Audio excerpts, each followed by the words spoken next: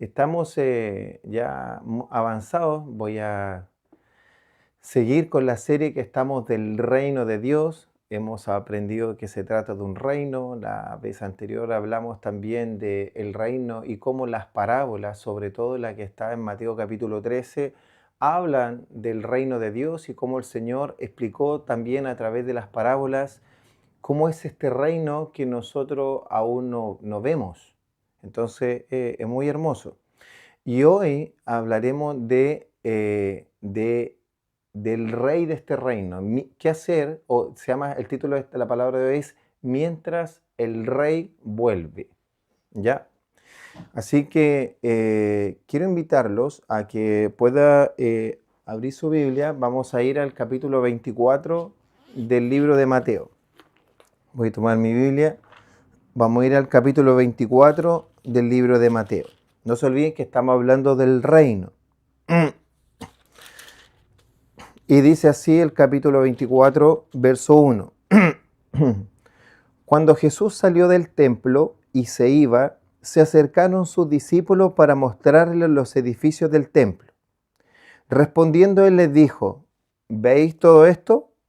De cierto os digo que no quedará aquí piedra sobre piedra que no sea derribada.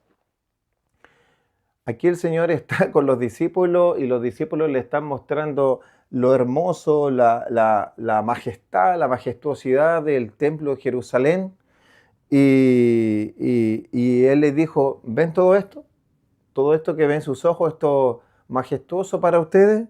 Bueno, le quiero decir que no quedará piedra sobre piedra que no sea derribada. Esto debe haber sido muy impactante para los discípulos. Y entonces el verso 3 dice, avanza un poco, dice: y estando él sentado en el monte de los olivos, los discípulos se le acercaron aparte diciendo, y aquí viene una pregunta que nos va a llevar a la palabra de hoy. Dinos, ¿cuándo serán estas cosas y qué señal habrá de tu venida y del fin del siglo? Entonces los discípulos, como el Señor les dijo: ¿ven esto hermoso? Se va a destruir completo. Yo creo que quedaron impactados. Entonces, cuando esperaron estar aparte con Él, le hicieron una pregunta que en realidad enfoca tres partes. Le dicen: ¿cuándo serán estas cosas? ¿Qué cosas? La destrucción del templo y que no quede piedra sobre piedra. ¿Qué señal habrá de tu venida? ¿Cuál venida? De la segunda. Y del fin del siglo. ¿Ya? ¿Por qué? Porque ellos dijeron: si este templo no va a estar, entonces esto significará el fin. ¿Sí? Porque si no está el templo no hay más sacrificio, no hay más esto. Entonces era para ellos impactante. Entonces aquí es donde entramos en la palabra y aquí el Señor empieza a mostrar, ¿cierto?, de qué va a suceder antes de su venida, cómo los sucesos que van a acontecer cercanos a su venida, próximos a su venida y todo esto. Pero yo me quiero enfocar en algo que tiene que ver lo que dice la palabra, mientras el rey vuelve. Porque el rey se fue. Ahí cuando el Señor, en Hechos capítulo 1, el Señor asciende al cielo. Vamos a ir a Hechos capítulo 1, al verso 6, ¿ya? O al 7. Dice, le preguntaron los que estaban ahí diciendo: Señor, ¿restaurarás el reino a Israel en este tiempo? Y él le dijo: no les toca a ustedes saber los tiempos y las sazones que el Padre puso en su sola potestad. Pero recibiréis poder cuando haya venido sobre vosotros el Espíritu Santo. Y me seréis testigo en Jerusalén, en Judea, en Samaria y hasta lo último de la tierra. Y habiendo dicho estas cosas, viéndolo ellos, fue alzado y le recibió una nube que le ocultó de sus ojos. ¿Ya? Y después unos ángeles están ahí y dice: y estando ellos con los ojos puestos en el cielo, entre tanto que él se iba, y aquí se pusieron junto a ellos dos varones con vestiduras blancas, los cuales también le dijeron: varones galileos, ¿Por qué estáis mirando al cielo? Este mismo Jesús que ha sido tomado de vosotros al cielo, así vendrá como la habéis visto ir al cielo. Entonces aquí queda una promesa, le dice, ellos entienden del reino, le dice, Señor, restaurará el reino de Israel, a ustedes no les toca saber esto, pero sí les toca predicar el evangelio y les toca hacer la tarea de ser testigos mientras yo vuelva. El Señor es alzado y todos quedan mirando lo que está sucediendo, que es impactante. Se pierden una nube, la Shekinah, la nube de poder de Dios, y estos ángeles del cielo le dicen, así como lo vieron ascender, así mismo Él volverá. Entonces queda la promesa establecida de que el Señor va a volver, ¿ya? Va a volver. Entonces, es por eso que nosotros creemos en su regreso y en su segunda venida, porque así quedó establecido. Pero volvamos a donde estábamos en el capítulo 24. Entonces, estamos en un periodo desde que el Señor se fue hasta que el Señor vuelve. Y estamos muy cercanos, o sea, cada vez las personas dicen, oye, estamos más cercanos, ¿cuándo es el fin del mundo? El ser humano siempre ha querido saber cuándo es el fin del mundo, lo que lo rodea, y generaciones han dicho, ahora estamos muy cerca, estamos muy cerca. Y la verdad, el ser humano tiene esa necesidad de saber cuándo es ya. Y incluso comienzan muchas veces especulaciones más allá de la revelación de la palabra para saber si estamos en esos tiempos o no estamos. Yo claramente estamos más cerca que antes porque ya han pasado 2000 años desde que el Señor se fue. Claramente están sucediendo eventos y hechos que muestran que puede que estamos muy cerca, sí, pero no, la idea es no especular, sino que más allá de estar como los varones galileos que le dice el Señor, le dice, mirando el cielo, y le dice, ¿qué miran en el cielo? Ustedes, asimismo va a volver, como diciendo, recuérdense lo que les dijo el Señor. El Señor les dijo, a ustedes no les toca conocer los tiempos ni las sazones, la que el Padre tiene en su sola potestad. ¿A ustedes qué les toca? A ustedes les toca ser testigos en Jerusalén, Samaria, Judea y hasta lo último de la tierra. Eso es lo que a ustedes les toca. Entonces, ustedes no pueden estar mirando el cielo por 2000 años hasta que el Señor venga, po. Dijo, ustedes no pueden estar así. Y eso es lo que yo hoy día les quiero traer, porque hay mucha gente que mira y mira el cielo, y está bien, o sea, confiamos y creemos porque es una promesa, pero el Señor nos dijo que lo esperáramos mirando el cielo. Dijo que lo esperáramos de otra manera. Y además, el Señor dijo que estaba en su sola potestad. Y quiero volver ahora al capítulo 24. Dice, por ejemplo, dice en el verso 36 del capítulo 24, algo muy importante. Dice, pero el día y la hora nadie la sabe. Nadie la sabe, ni aun los ángeles del cielo, sino solo mi Padre. Y esto quiero que te lo grabes muy bien. Cuando alguien diga, no, queda esto, queda poco, estamos... Mira, el Señor lo dijo Él directamente y quedó escrito. El día y la hora nadie la sabe, ni aun los ángeles del cielo, sino solo mi Padre. Algunos dicen, pero podemos mirar las señales. Sí, pero vas a estar mirando solamente el cielo y vas a dejar de hacer lo que tienes que hacer, porque el Señor quiere que hagas algo en este periodo. ¿Ya? Entonces, y dice así, desde el 42, como nadie sabe la hora y nadie sabe cuándo va a ser esto, desde el verso 42 de este mismo capítulo 24 dice, velad pues, porque no sabéis a qué hora va a venir vuestro Señor. No lo sabéis. Y Él les dijo antes de subir, a ustedes no les toca saber ni los tiempos ni las sazones que el Señor tiene en su sola potestad. Pero sabed esto, que si el padre de familia supiese a qué hora el ladrón habría de venir, velaría y no dejaría minar su casa. Por tanto, también vosotros estáis preparados porque el Hijo del Hombre vendrá a la hora que no pensáis. ¿Qué le está diciendo el Señor? Le está diciendo, velen, velen constantemente porque ustedes no saben cuándo va a ocurrir esto. Y da un ejemplo, porque si el padre de familia supiera cuándo va a venir, velaría y estaría atento. ¿Qué significa velar? Que estar despierto, no estar durmiendo, no estar distraído, sino que estar atento porque sabe que un evento importante va a ocurrir.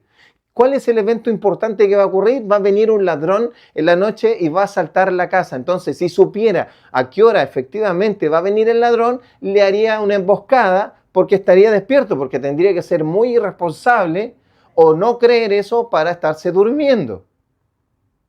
Entonces, y el Señor da una comparación. Ustedes estén despiertos, no se duerman, estén atentos, porque no saben, desde el día que Cristo ascendió al cielo, no saben cuándo va a venir otra vez de la misma manera como lo dijeron los ángeles. No lo saben. Pero sí, ¿qué tienen que hacer? Deben estar preparados. ¿Cuándo? Siempre. Porque el Hijo del Hombre vendrá a la hora que no pensáis. A la hora que no sabes, va a venir tu Señor. Y aquí entonces muestra, tomando esto, que lo importante es estar atentos, no dormirte, no estar distraídos. Miren, voy a reforzar esto con una cita de Lucas. Mientras estoy hablando le voy a reforzarla. Lucas capítulo 21, que es la cita paralela a esto, y Marcos capítulo 13, pero yo voy a venir a Lucas capítulo 21, y dice así, Lucas capítulo 21, voy a leer en el verso 32, no, perdón, voy a leer el 33 en adelante. El cielo y la tierra pasarán, pero mis palabras no pasarán. Y agrega, mirad también por vosotros mismos, que vuestros corazones no se carguen de glotonería, de embriaguez y de los afanes de esta vida, y venga de repente sobre vosotros aquel día. ¿Cuál es aquel día? Aquel día en que vendrá el Señor, de la venida del Señor. Entonces dice, no se carguen vuestros corazones de glotonería, de embriaguez y de los afanes de esta vida. ¿Qué es lo que distrae? ¿Qué es lo que hace que estemos adormecidos? ¿Que no estemos cantando y adorando todo el día? No. Por eso que hay alguna alabanza que yo la encuentro hermosa, pero el Señor no espera que estemos cantando todo el día para esperarlo. El Señor, el no estar distraídos, cuando el Señor dice velad, no estén distraídos, significa no estén distraídos en las cosas de este mundo, que los distraen. ¿Cuáles? Los afanes de esta vida, la embriaguez y la glotonería. ¿Qué está dando de ejemplo? Está diciendo los deleites, los placeres, lo que tú quieres placer para tu carne, los deleites y los afanes, el afán, el engaño de las riquezas, del crecimiento personal. O sea, que tú estés distraído en tu crecimiento personal, que está bien que tienes que comer, está bien que tienes que tener abrigo, está bien todo eso, pero tiene que estar primero el reino de Dios y su justicia. ¿Por qué? Porque el rey de ese reino va a venir en el día que no lo piensas, en el día que menos lo esperas. ¿Por qué él lo dijo? Él dijo, vendrá en un momento que no lo esperan. ¿Ya? Entonces, ahora volvamos a Mateo 24 en el verso 45 y dice, ¿quién es pues el siervo fiel y prudente? Cuando hablamos de un siervo fiel y prudente, estamos hablando de un siervo que es obediente, que el Señor lo tiene por un buen siervo, siervo bueno y fiel. ¿Se acuerdan? Dice, entra al reposo de tu Señor. Entonces aquí dice, ¿quién es ese siervo fiel y prudente al cual puso su Señor sobre toda su casa para que le dé alimento a tiempo? O sea, el Señor lo puso a su casa para que le dé alimento a tiempo. ¿A quién? A los que están en su casa. Y dice, bienaventurado, verso siguiente, voy a leer hasta terminar el capítulo. Bienaventurado aquel siervo al cual cuando su señor venga, le halle haciendo así. Te repito, bienaventurado aquel siervo al cual cuando su señor venga, te das cuenta que está hablando de la venida, le halle haciendo así. ¿Haciendo qué? Dando alimento, trabajando para el reino de Dios, estando despierto, que no está en los afanes de la vida, que no está en la glotonería, que esto no está en la embriaguez, que no está concentrado en los afanes de este mundo. De cierto os digo que sobre todo sus bienes lo pondrá. ¿Ya? O sea, le va a dar una recompensa hermosa que ni él se imagina. Pero si aquel siervo malo dijera en su corazón, mi señor tarda en venir, y comenzare a golpear a sus consiervos, y aún a comer y a beber con los borrachos, ¿te das cuenta? Borrachera, glotonería, deleite. Vendrá el señor de aquel siervo en aquel día que no lo espera y a la hora que no sabe, y lo castigará duramente, y pondrá su parte con los hipócritas. ¿Y cuál será el problema de ese siervo? Que allí será el lloro y el crujir de dientes.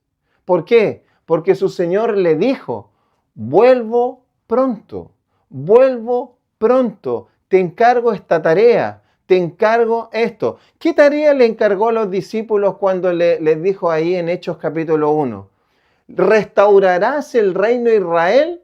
No les toca a ustedes saber los tiempos ni las sazones que el Padre puso en su sola potestad.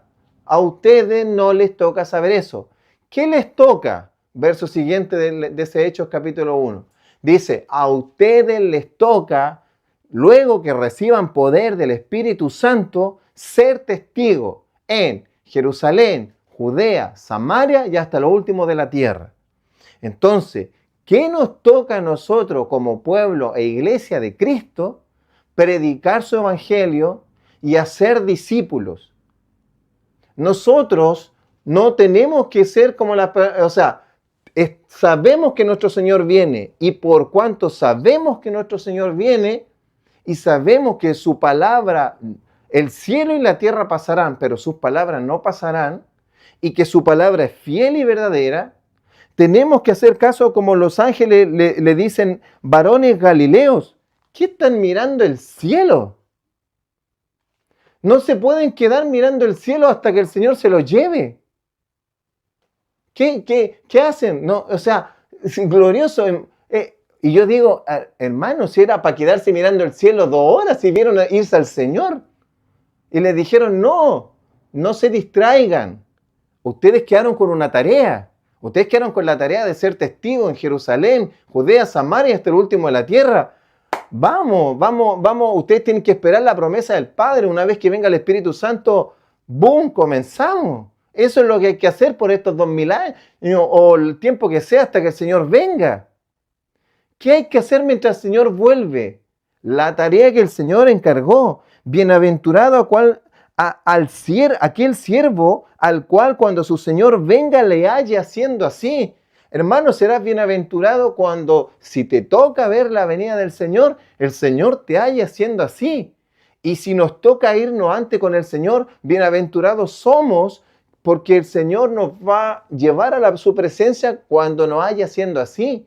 Como Pablo dijo, él pensó que iba a ver la venida de Cristo. Él vivió como si iba a ver la venida de Cristo. De hecho, cuando dio una revelación, dijo, nosotros los que hayamos quedado hasta su venida. Pero él, si tú lees 2 Timoteo, él va a morir ejecutado. Y él dice, he peleado la buena batalla, he corrido la carrera, he guardado la fe, me está guardada la corona de gloria que el Señor tiene reservada para los que le aman. O sea que el Señor venga, sea que yo me vaya, tengo que perseverar hasta el fin y debo hacer discípulo y predicar su evangelio y vivir para el reino y la gloria de Dios.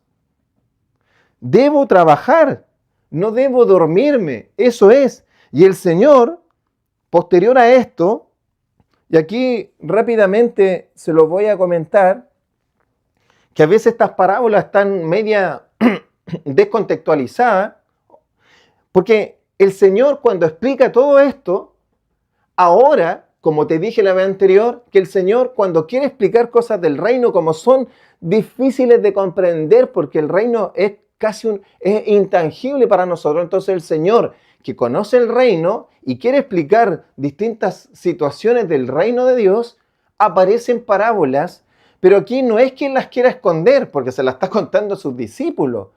Y él no es como las parábolas de Mateo 13, que dice, el que tiene oídos para oír, que oiga. Y entonces los discípulos le tienen que preguntar, aparte, Señor, explícanos la parábola de la cizaña, del sembrador.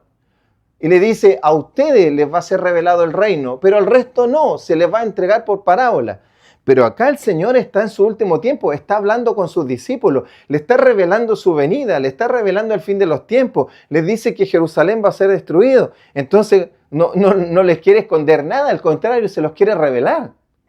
Entonces, ¿qué quiere? Quiere que esta enseñanza quede tan arraigada, tan potente en sus corazones, de no dormirse, de no estar distraído, de trabajar en este periodo para el reino de Dios, que dice, al terminar el capítulo 24, ¿cierto? Que lo leemos completo hasta el verso 51, el siguiente capítulo, que es el capítulo 25, aparecen estas dos parábolas que son de las 10 vírgenes y la parábola de los talentos, que ambas quieren ejemplificar lo que el Señor ya está diciendo, que ¿qué tienes que hacer mientras el Señor vuelve? ¿Y qué no tienes que hacer mientras el Señor vuelve? Una es, ¿qué no tienes que hacer? No tienes que dormirte, no tienes que estar distraído, no tienes que estar en borrachera, no tienes que estar en los afanes de la vida. ¿Qué tienes que hacer? Tienes que producir para el reino, tienes que hacer discípulos, tienes que fortalecerte en el Señor y tienes que predicar el Evangelio. Ser testigo en Jerusalén, Judea, Samaria, hasta el último de la tierra. Entonces el Señor quiere explicar qué no tienes que hacer y qué sí tienes que hacer. Y ahora lo va a reforzar. Por eso que vamos a leer, por ejemplo, Mateo 25, verso 1. Y va a partir así. Entonces el reino de los cielos será semejante a 10 vírgenes. ¿Te das cuenta? Va a hablar una parábola, pero ejemplificando del reino. El reino de los cielos será semejante a 10 vírgenes que tomando sus lámparas salieron a recibir al esposo. 5 de ellas eran prudentes y 5 eran insensatas. Voy a pararlo ahí. Entonces está hablando, dice, voy a darte un ejemplo de lo que no tienes que hacer. ¿Qué no tienes que hacer? Mira, te voy a dar un ejemplo.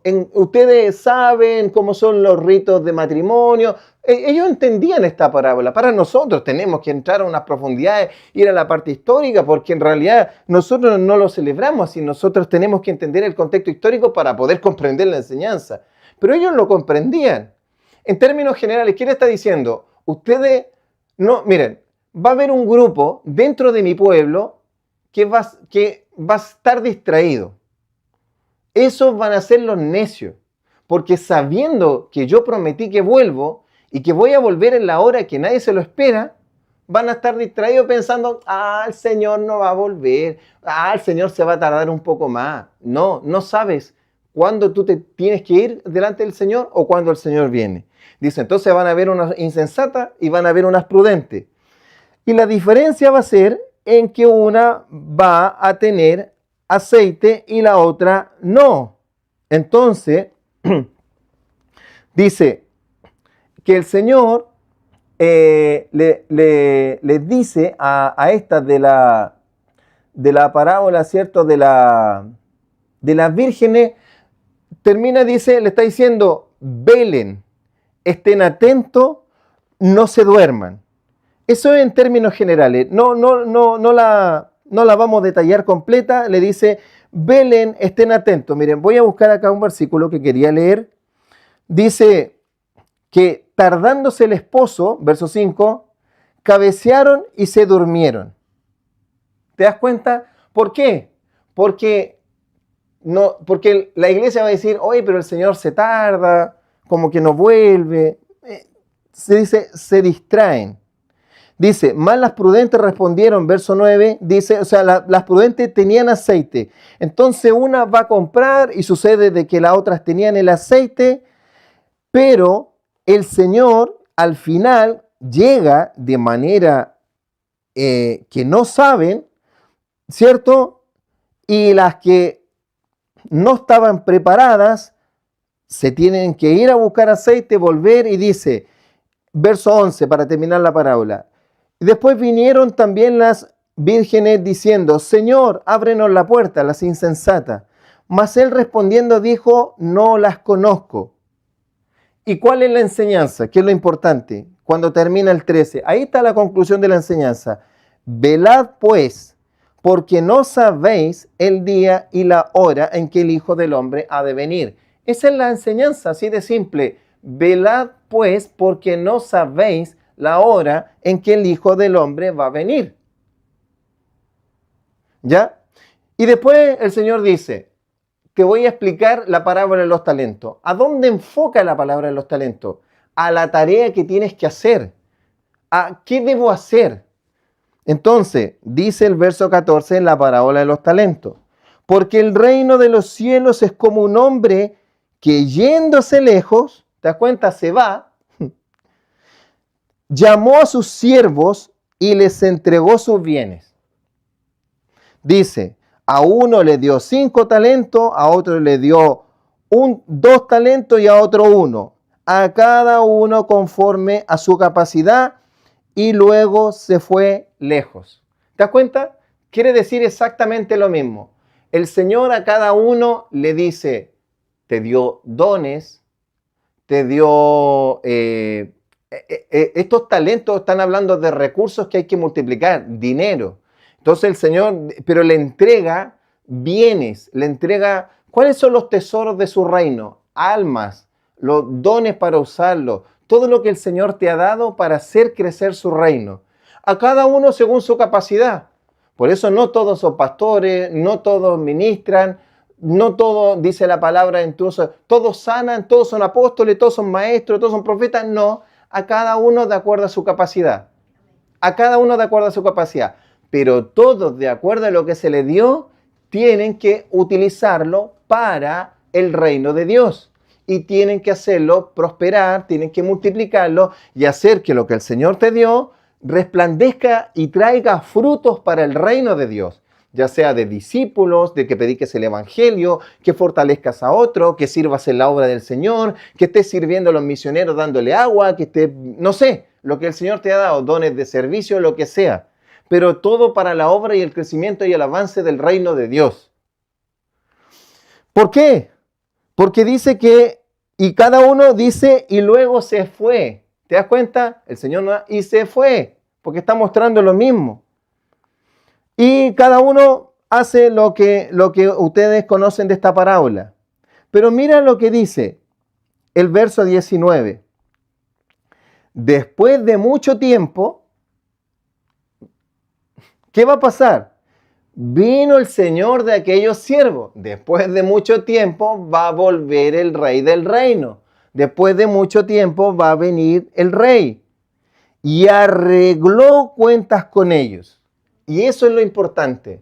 El Señor te va a pedir cuentas. El Señor me va a pedir cuentas. Víctor, yo te encargué esto. Víctor, yo te di el don de pastor maestro. Víctor, yo te encargué esto. ¿Qué hiciste? ¿Multiplicaste el reino de Dios? ¿O te dedicaste a mirar la nube todo el rato hasta que yo viniera? Y agarraste la guitarra y te fuiste al monte a tocarme la guitarra mirando para arriba la nube. ¿Y qué hiciste con el don? Con mi reino. Yo estoy esperando multiplicación. Nuestro Señor Jesucristo dejó, habían 12 apóstoles y 500 personas, alrededor de 500 personas lo vieron ascender al cielo y lo vieron resucitado. Solo 120 personas en el aposento alto. Solo 120 personas en el aposento alto recibiendo el Espíritu Santo. ¿Tú crees que el Señor viene por 120? El Señor no viene. El Señor dice, yo me voy, ahora quiero mi reino multiplicado. Quiero mi reino. Quiero que al que le di 5 me dé 5 más. Quiero que al que le di 2 me dé 2 más. Y es que yo lo escondí. Bueno, entonces, ¿qué pasa si no? El Señor viene por una iglesia grande, fuerte y gloriosa. Entonces tenemos que trabajar. Entonces, después que pide cuenta, uno le dijo, Señor, tú me diste 5, acá están los 5. El otro, tú me diste 2, te lo multipliqué, acá están los dos. Y al que le dio uno, es que yo tuve miedo. Entonces no hice nada, lo guardé, pero aquí está, tal cual. Es como si la persona dijera, mira, tú me convertiste a mí, yo me quedé en mi casita, yo no hice nada, no trabajé para tu reino, pero no me perdí. Aquí estoy. Tu semilla no se perdió. ¿Tú crees que el Señor está feliz? Dice, ¿qué dice?